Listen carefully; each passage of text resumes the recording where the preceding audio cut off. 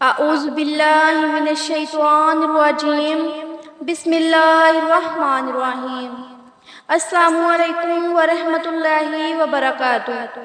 دوستو، اللہ تعالیٰ کی رضا کے لیے حضرت ابراہیم علیہ السلام نے اللہ تعالیٰ کے حکم پر طریق انسانی کا وہ عظیم الشان کارنامہ انجام دیا جس کا مشاہدہ نہ اس سے پہلے کبھی زمین و آسمان نے کیا اور نہ ہی اس کے بعد کریں گے۔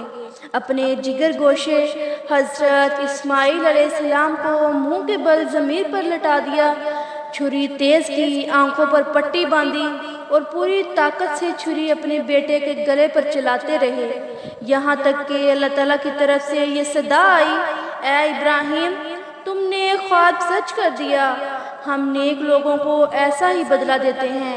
چنانچہ حضرت اسماعیل علیہ السلام کے بدلے جنت سے ایک مینڈھا بھیج دیا گیا جسے حضرت ابراہیم علیہ السلام نے ذبح کر دیا۔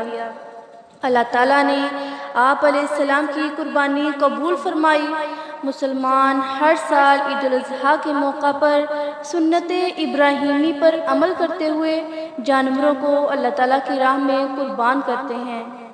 اس عظیم امتحان میں کامیابی کے بعد اللہ تعالیٰ نے حضرت ابراہیم علیہ السلام کو حکم دیا کہ دنیا میں میری عبادت کے لیے گھر تعمیر کرو۔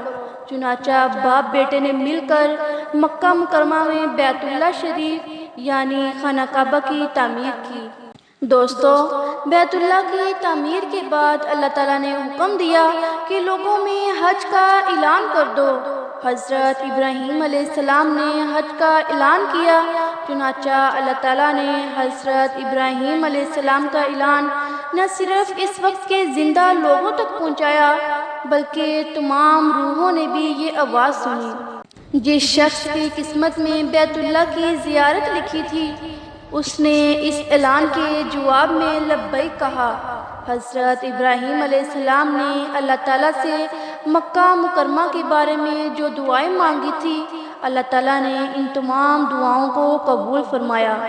حضرت ابراہیم علیہ السلام نے اللہ تعالیٰ کے ہر حکم کو پورا کیا، اس راہ میں آنے والی ہر قسم کی تکلیف کو برداشت کیا۔ اس کا صلہ یہ ملا کہ دوستو، اللہ تعالیٰ نے انہیں قیامت کے دن تک تو بلند فرما دیا تھا، لیکن اس کے ساتھ ساتھ دنیا میں بھی اللہ تعالیٰ نے ان کا نام ایسا چمکایا کہ دنیا بھر کے مسلمان انہیں عقیدت اور احترام کے ساتھ یاد کرتے ہیں۔